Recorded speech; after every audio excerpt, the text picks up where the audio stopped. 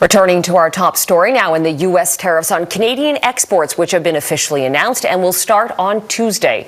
To talk more about how this may play out in the days ahead, we're joined by the former Deputy Prime Minister and current Liberal leadership candidate, Canadian Freeland. Thanks for being with us today. Great to be with you, Carolyn. It is really an existential moment for Canada, and thank you for reporting on it. Well, you've been vocal about the need for strong and precise responses to President Trump's tariffs. What does that look like in your opinion? Well, we need to be united, strong, and smart. We need to recognize this is a critical moment for our country. We need to recognize that we can get through this and we can win, but we can only do that if we do the right things. So what I think we need to do today is publish a detailed retaliation list. It needs to be big, bigger than our retaliation ultimately will be. It should be $200 billion worth, and it needs to be very specific, because what we need to recognize is President Trump doesn't really care about us.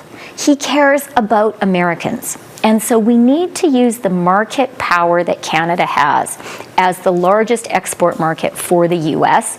to activate those internal stakeholders in the U.S. and get them to say to the president, wait a minute, this is going to hurt us. Is there not a risk, however, that retaliatory tariffs will only turn up the temperature with this president instead of using diplomacy to cool it down and to find a way out of this?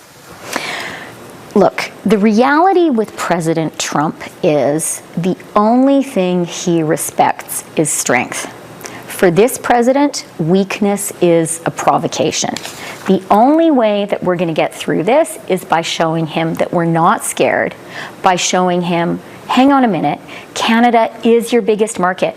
We're larger than China, Japan, the UK, and France combined. I think a lot of Canadians are feeling really angry. And so I think each one of us needs to use our own personal power. When we go out buying groceries today, let's buy Canadian. And if you can't find a Canadian product, be sure not to buy American. Boycott them as long as they're beating up on us. I think each one of us can have our personal retaliation.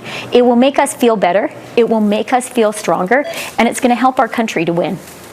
Let's talk about that for a second, because you did have experience negotiating with the first Trump administration for several years. So based on your knowledge and that experience, what should Canadians be bracing for here?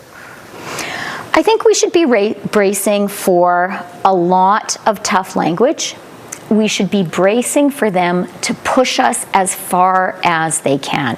That's how President Trump operates. He senses weakness, and if he senses it, he keeps on pushing. So we need to recognize that. We need to be strong in response. And then the third thing that we need to do is look for allies and partners around the world. Let's remember, Canada has a trade deal with the EU. We have a trade deal with the countries of Asia.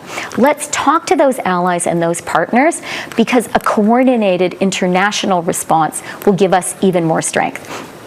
President Trump is saying among the reasons for the tariffs are issues with border security and fentanyl flowing into the U.S. from Canada. Do you think that's what this is really about?